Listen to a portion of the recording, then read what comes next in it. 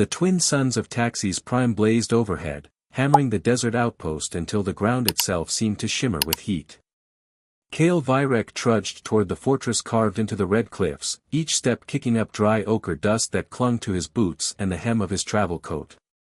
Sweat trickled down his neck, soaking the collar of his dark gray shirt, but the weight of his blaster at his hip gave him a grim kind of comfort. "Just get the damn hyperdrive modulator and get out," he muttered under his breath, squinting at the shadowed entrance ahead. 2 reptilian guards flanked the gateway, their forked tongues flicking lazily as he approached. They didn't stop him, just watched with flat, unblinking eyes as he passed. Inside, the air was cooler but far from fresh. The fortress smelled of oil, sweat, and too many species crammed into one place. Narrow corridors opened onto a bustling market lit by dim, flickering strips. Merchants hawked everything from illegal weapons to food that still squirmed on its plates. Kale ignored them and kept walking until he found what he was looking for, a faded holographic sign bearing the image of starship components. The shop's interior was a chaotic mess of scrap, tools, and half-dismantled machinery. Behind the counter stood Vrax, the notorious four-armed merchant Kale had been told to find. Vrax's wrinkled, hairless face twisted into something halfway between a sneer and a smile, rows of needle-like teeth flashing in the dim light. "Well, if it isn't a desperate human spacer," Vrax rasped, all 4 arms gesturing at once. "Need a Mark 7 hyperdrive modulator?" "I might have one, might be the only one on this miserable rock." Kale had already pulled out his credit chip. "Name your price." 20,000 credits, Vrax purred, clearly enjoying himself. "Highway robbery," Kale growled, but he didn't walk away. As they haggled, Kale's attention snagged on movement in the far corner. A shadow shifted, and he saw her. The girl was chained to the wall by a heavy metal collar, sitting in the dust like an abandoned doll. Her skin, though smudged with dirt, was startlingly pale, almost luminous beneath the grime. Long white hair hung in matted tangles around her thin shoulders, and through it Kale saw the unmistakable points of narrow, elfin ears. She wore only a tattered tunic that barely reached her knees, leaving her small frame exposed to the chill of the stone floor. Her eyes, huge, green, and glistening with tears, lifted to meet his. In that moment something twisted deep in Kale's gut. He had seen plenty of suffering across the galaxy, but there was something about this girl's expression, an almost silent plea, that cut through the walls he had built around himself. "What about that?" Kale nodded toward her, keeping his voice casual. Vrax glanced over his shoulder, then snorted dismissively. "That? Just a stray. Useless as a worker, too weak. But rare. Some collectors would pay for her kind, what's left of them, anyway." The girl's lips trembled. Then, in halting standard, she whispered, "Can you buy me? Take me away. Please." Kale's throat went dry. "How much?" The words were out before he could stop them. "For the girl." Vrax's 4 arms spread theatrically. 15,000. A bargain, human. Her kind, Ilari, they called themselves, are nearly extinct since their world burned. Kale swore under his breath. He had 20,000 credits, just enough for the modulator. Without it, his ship was grounded. Without his ship, he was stranded. But those green eyes never left his face, and he knew what his answer would be before he said it. "I'll take her instead of the part." Vrax's grin widened. "Both for 25,000. 18 for the girl," Kale countered flatly. "Take it or I walk." After a few minutes of heated negotiation, Vrax agreed. It cost Kale nearly everything he had. He crossed the room, kneeling to unhook the chain. The girl flinched, shrinking back against the wall until he said softly, "Easy. I won't hurt you." He drew the compact hatchet from his belt and brought it down in a controlled swing. The chain snapped with a sharp metallic crack. The girl stared up at him, stunned. Kale gently helped her to her feet. She was so light it startled him, and she trembled like a leaf in his grip. "What's your name?" he asked. "Aaron," she whispered. "I'm Kale," he said, meeting her gaze steadily. "And I didn't buy you as a slave. I bought your freedom. Understand?" Aaron blinked rapidly, tears cutting clean streaks down her dirt-streaked cheeks. Behind them, Vrax slithered forward, counting the credits. "Transaction complete," he said smugly. "She's yours. Do as you please. Though I suppose now you'll be needing that modulator more than ever." Kale's jaw tightened. "You have a job for me, don't you?" Vrax's bulbous eyes gleamed. "Indeed. Deliver a package to Scorpia Station. Do that, and the modulator is yours." Kale didn't like the sound of it, but with no credits and a grounded ship, he didn't have much choice. "Fine. Give me the package." As they stepped back into the blistering sunlight, Aaron stumbled, unused to walking after so long in captivity. Kale steadied her with a hand on her shoulder. The weight of the small package in his pocket felt unnaturally heavy. "You hungry?" he asked, glancing down at her. Aaron nodded faintly. "I don't remember my last meal." With only 2,000 credits left, Kale bought food from a nearby stall. He watched as Aaron devoured the skewered meat and vegetables with desperate intensity, the collar still locked around her neck. He would need proper tools to remove it. Kale kept scanning the crowd as they ate. Something about Vrax's eagerness to offload the package bothered him. He took it out briefly, just to check. Inside was a single data crystal, its casing marked with military-grade encryption sigils. "Shit," he muttered. "What's wrong?" Aaron asked softly, wiping her mouth with the back of her hand. "Nothing you need to worry about," Kale lied, though his gut churned. Before he could think further, a commotion near the entrance drew his attention. 3 armored security troopers were moving through the market, showing holo images to merchants. One of the images looked suspiciously like him. "Time to go," Kale said, grabbing Aaron's hand. They slipped into the maze-like corridors beyond the market. The girl's grip was tight, her small hand cold in his. Whatever he had just gotten himself into, Kale realized, it wasn't just about him anymore. Kale didn't stop moving until they were several corridors away from the marketplace, ducking into the shadowed entrance of a dingy tavern tucked between 2 loading bays. The air inside was heavy with the smell of spilled liquor, sweat, and unwashed bodies.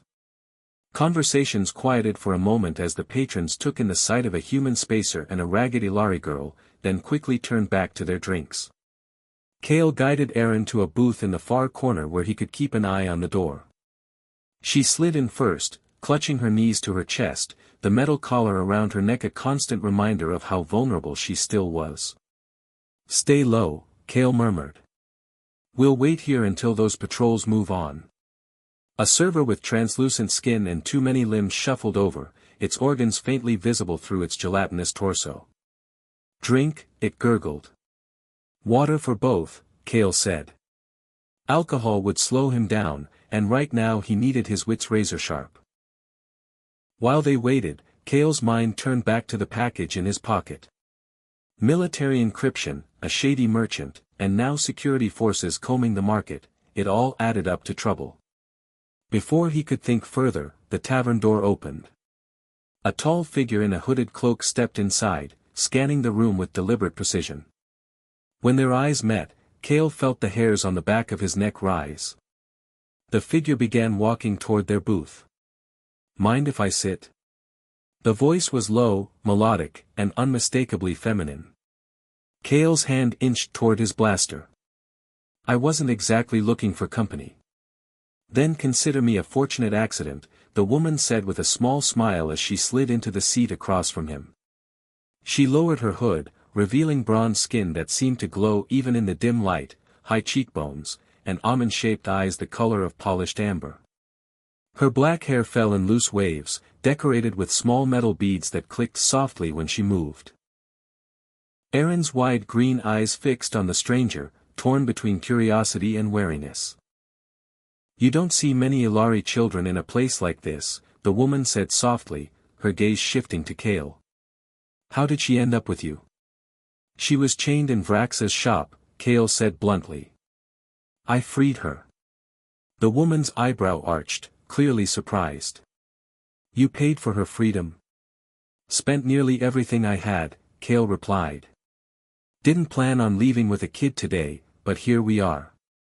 Erin straightened slightly at that, her thin shoulders stiff with pride. He saved me, she said in a quiet but firm voice. The woman's expression softened. My name is Celine, she said. And I know your people, little one. Before the hegemony burned your world, I was a liaison helping Ilari refugees find safe havens. Erin blinked, as if the word safe was something she barely remembered existed. Celine's amber eyes returned to Kale, sharper now. Which makes me wonder why a human spacer would risk everything for someone not of his kind. Kale leaned back in the booth. Because leaving her there felt like letting a part of me die. Celine's lips curved slightly, as if she hadn't expected that answer. Interesting. Most humans I've met look out for themselves first. Guess I'm not most humans. Before Celine could respond, the tavern door opened again. 3 security troopers entered, their armor glinting in the light. Kale's muscles tensed, ready to draw. Celine noticed and nodded toward a rear exit. If they're here for you, we should move, now. Why are you helping? Kale asked, not budging. Because whatever Vrax gave you is important enough to put you in danger, she said calmly. And because if you're really the man who freed an Ilari child with his last credit, you might just be worth saving. Kale hesitated only a moment longer before nodding. Celine rose gracefully, tossing a few credits on the table as payment for their water. Follow me, and try not to look so human. They slipped out through the back just as the troopers started questioning the bartender. Celine led them through narrow passageways that wound deeper into the fortress, the sounds of the marketplace fading behind them. The walls grew rougher, less maintained, lit only by occasional strips of bioluminescent growth. Where are we going? Kale asked as he helped steady Erin, who was flagging again after their long run. Somewhere safe, Celine said over her shoulder. Not much farther. When Erin nearly stumbled, Celine glanced back. Can you carry her? Without hesitation, Kale scooped the girl into his arms. She weighed next to nothing, another reminder of how badly she had been treated. You're good with her, Celine observed quietly. Kale gave a small shrug. Just doing what anyone would do. No, Celine said, her tone suddenly sharp. Not anyone. Most would have walked away. At last they reached what looked like a dead end. Celine pressed her palm against a seemingly random section of wall, and a faint hum sounded as hidden panels slid aside, revealing a concealed doorway. Inside was a surprisingly spacious hideout, a blend of practicality and comfort. One corner housed comm equipment and weapons racks, while another contained soft seating and a small partitioned sleeping area. You can put her there, Celine said, pointing toward a narrow alcove with a padded cot. Kale set Erin down gently. Within moments she had curled up and fallen asleep, exhaustion finally claiming her. Kale adjusted the blanket over her before joining Celine near a low table. Nice place for a liaison, Kale said, raising an eyebrow. Celine smirked faintly. I may have understated my position. I'm actually an operative for the Galactic Coalition. Kale blinked. Thought they were just a rumor. Most people do, Celine replied, pouring amber liquid into 2 glasses. She handed him one. But the hegemony's expansion can't go unchecked forever. We work in the shadows, gathering evidence, striking where we can. Kale glanced toward where Erin slept. And what does that have to do with me? Celine's gaze grew serious. That package in your pocket contains proof that the hegemony engineered the disaster that destroyed Ilari Prime. War crimes. If they catch you with it, you'll be executed. Kale swore softly. Vrax set me up. He's done it before, Celine said. Uses unwitting couriers to carry contraband, then alerts authorities for a reward. You were never meant to leave this planet alive. Kale's jaw clenched. So what do you suggest? Celine's lips curved into a small, knowing smile. I suggest we work together. You want a hyperdrive modulator and a way off this rock. I want that crystal in Coalition hands. Kale studied her, torn between suspicion and the nagging sense that she was his only way out of this alive. Her amber eyes were unwavering, and there was something magnetic about her presence that made looking away nearly impossible. Fine, he said at last. We do this together. Celine's smile widened, softer this time. Good choice, Kale Vyrek. And for the first time since stepping onto Taxis Prime, Kale felt a flicker of hope. The next morning, Kale woke on the small couch in Celine's hideout, stiff but alive, which felt like a minor miracle after the last 24 hours. Erin was still asleep in the alcove, curled tightly under the blanket, her white hair a tangled halo around her pointed ears. She looked almost peaceful now, though Kale knew the bruises around her neck and the haunted look in her eyes wouldn't fade so quickly. Celine was already awake, perched at the comm station with a cup of steaming tea in her hand. She looked too composed for someone who'd probably been up all night. You don't sleep much, do you? Kale asked. Not when there's a sector-wide dragnet closing in on us, she said lightly. Then she gestured toward the screen in front of her. They're looking for you everywhere. There's a bounty on your head, 50,000 credits, dead or alive. Kale gave a humorless laugh. That's flattering. Flattering or not, it means every bounty hunter in this sector will be hunting you. We need to get that data crystal off planet today. Kale glanced toward Erin. And her? Celine's amber eyes softened. She's safer with us than anywhere else. But we can't keep running forever. We need a plan. An hour later they slipped into the fortress's underbelly, moving through the crowded lower markets where regulation was scarce and danger plentiful. Kale stayed close to Erin, one hand always hovering near his blaster. Celine led the way with easy confidence, drawing no more attention than any other scavenger in the market. They stopped at a stall piled high with scavenged mechanical parts. The proprietor, a spindly four-armed alien named Drix, peered at Celine with milky white eyes. Celine, he chittered, his antennae twitching nervously. Dangerous times to show your face. Hello, Drix, Celine replied smoothly. We need disguises and safe passage to the south docking bay. Impossible, Drix hissed. The human is too recognizable. There are holos of his face at every checkpoint. Kale felt a cold weight settle in his gut. How high is the bounty? 50,000 credits, Drix said. Alive pays more. Kale grimaced. Figures. We'll need more than disguises, Celine said. Weapons. And intel on Admiral Karatha's command post. Drix's antennae stilled. Karath? Why in the void would you go anywhere near him? Because he's the one hunting us, Kale said, his voice low.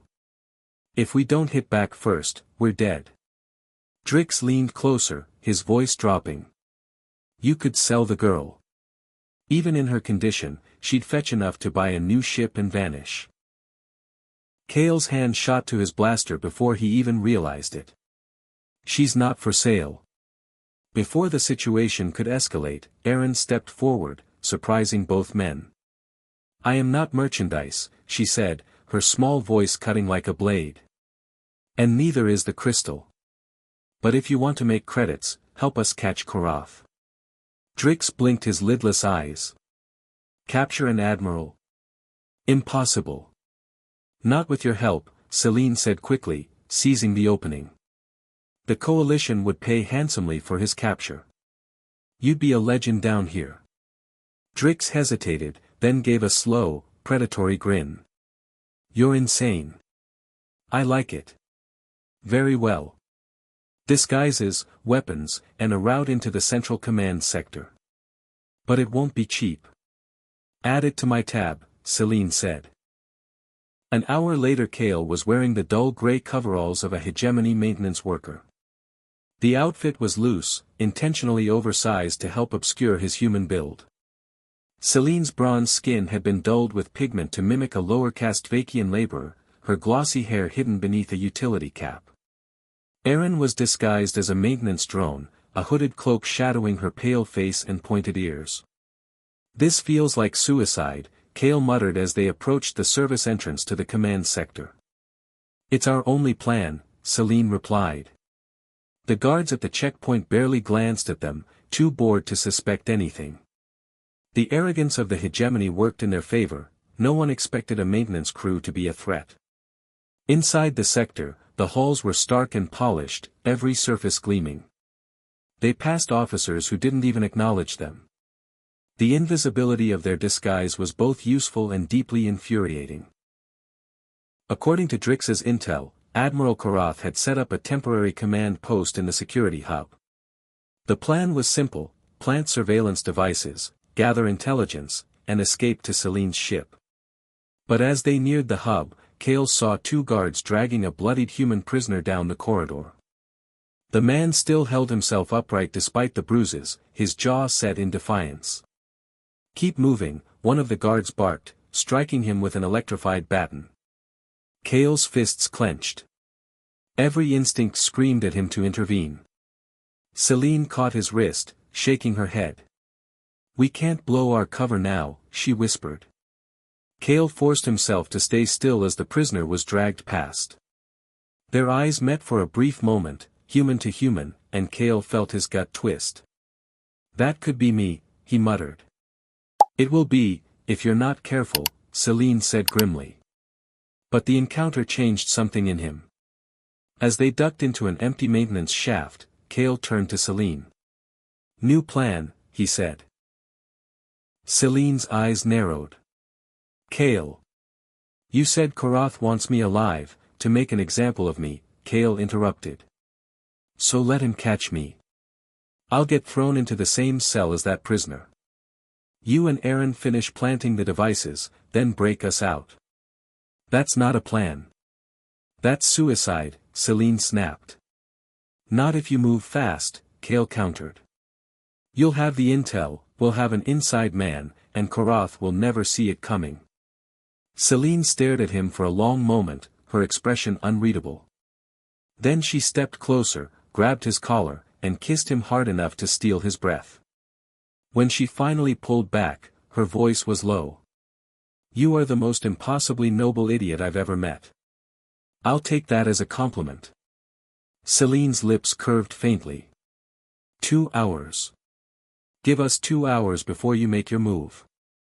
Kale nodded. "Take care of Erin." "I will," Celine said, and for just a heartbeat, the spy's cool mask slipped, revealing a flash of something almost vulnerable. "And Kale. When this is over, we should talk about what comes next. Our future."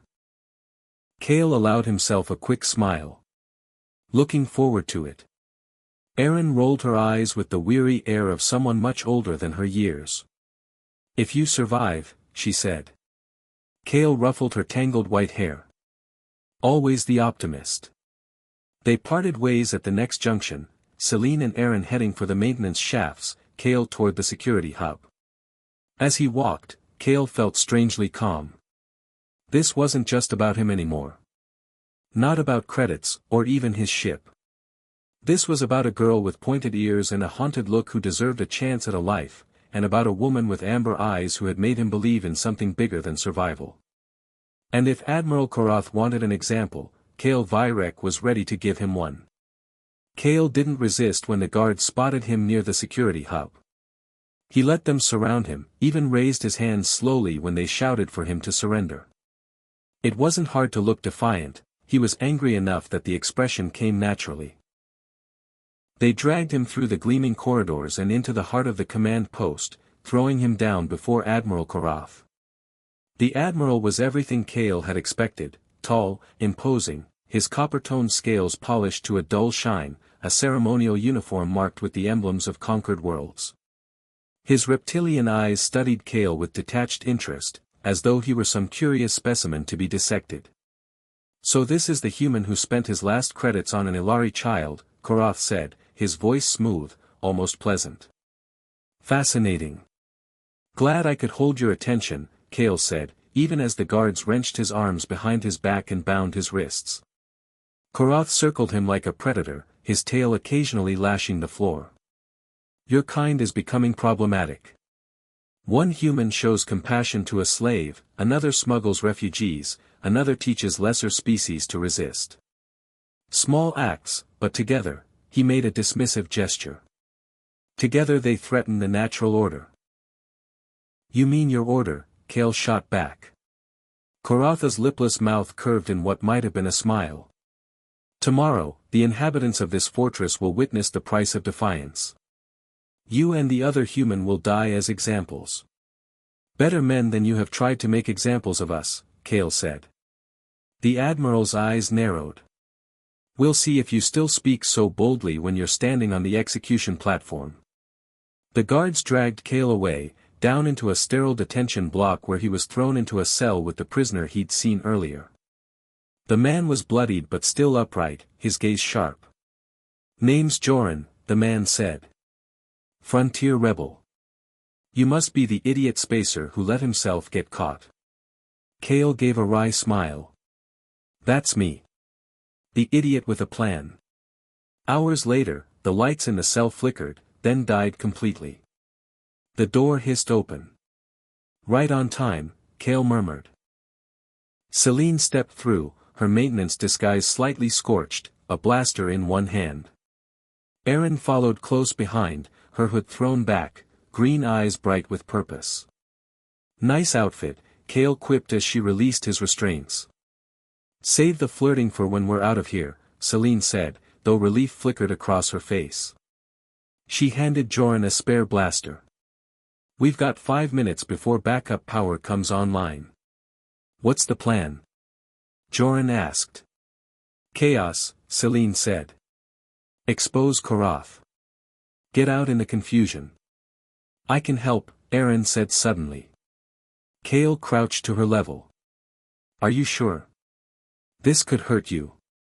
Erin's chin lifted stubbornly. I want to do it. I can make them feel what I feel, courage, hope. If the whole fortress feels it, they won't obey Korath anymore. Celine hesitated only a moment, then nodded. Do it, little one. We'll keep you safe. They moved quickly through the corridors, reaching the central communications hub. Kale slotted the data crystal into the terminal, and Celine's fingers flew across the controls, broadcasting its contents to every screen in the fortress. Images of hegemony atrocities filled the halls, burned cities, enslaved populations, the destruction of Ilari Prime. At the same time, Erin closed her eyes and began to project. Kale felt it immediately, a warmth blooming in his chest, fierce and bright. The fear that had knotted his gut since landing on this planet unraveled, replaced by a calm certainty that they could win. All around them, guards faltered. Workers dropped their tools and began shouting defiance. Even some junior officers refused orders, affected by the surge of courage. Time to go, Celine said, pulling Erin gently into her arms. The girl was trembling from the effort but smiling, a small, fierce smile that made Kale's chest ache. They were halfway to the docking bay when Korath appeared, flanked by his personal guard. His eyes burned with rage. You think you've accomplished anything? He snarled. This fortress is nothing. The hegemony spans galaxies. Yeah, Kale said, leveling his blaster. But now the galaxy knows what you did. Koratha's tail lashed. Then you'll die knowing you've doomed countless worlds to retaliation. Not today, Joran said, stepping up beside Kale. Before Korath could fire, Erin opened her eyes and sent a concentrated wave of pure terror straight at the Admiral and his guard. They froze, paralyzed, their weapons clattering to the floor. Kale and Joran moved as one, disarming the soldiers and binding Koratha's wrists with his own restraints. That's for my people, Erin whispered, staring into the Admiral's wide, terrified eyes.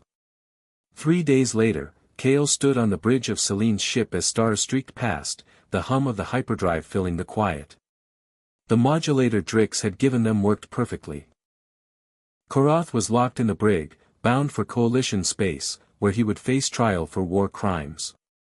The data crystal's broadcast had inspired uprisings across the sector, sparking the first real resistance in years. Joran had stayed behind to help organize the rebels, promising to keep the fire burning.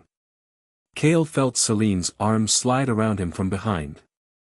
"Credit for your thoughts," she murmured against his shoulder. "Just thinking how buying one girl's freedom turned into all this," Kale said with a small smile. Selene's amber eyes softened. "One act of compassion can change the galaxy, Kale. That's what the hegemony never understood." Kale glanced toward the crew quarters where Aaron was resting. "What happens to her now?" "There's an Ilari refugee enclave on Proxima Colony," Selene said. "But I was thinking we could offer her something else. A family." Kale turned toward her fully, warmth spreading through his chest. "Are you proposing something, Agent Selene?" "Perhaps," she said with a faint, teasing smile. "The Coalition could use someone with your perspective. And I could use a partner who reminds me what we're fighting for." Kale pulled her closer. "And Aaron gets 2 parents instead of 1. "That sounds like a yes," she said softly. "That's a hell yes," Kale replied before kissing her, sealing the promise of a future neither of them could have imagined a week ago. In the adjacent cabin, Aaron slept peacefully for the first time since her capture, no longer a prisoner, but a child with a future. The galaxy outside was still dangerous, but together, they were ready to face it. And that's where our story leaves Kale, Selene, and Aaron, flying toward an uncertain but hopeful future, with the hegemony reeling from a defeat they never saw coming. Kale started out just trying to fix his ship, but one act of compassion turned him into a symbol of resistance. Selene found not only an ally but someone willing to share the fight. And maybe even a life.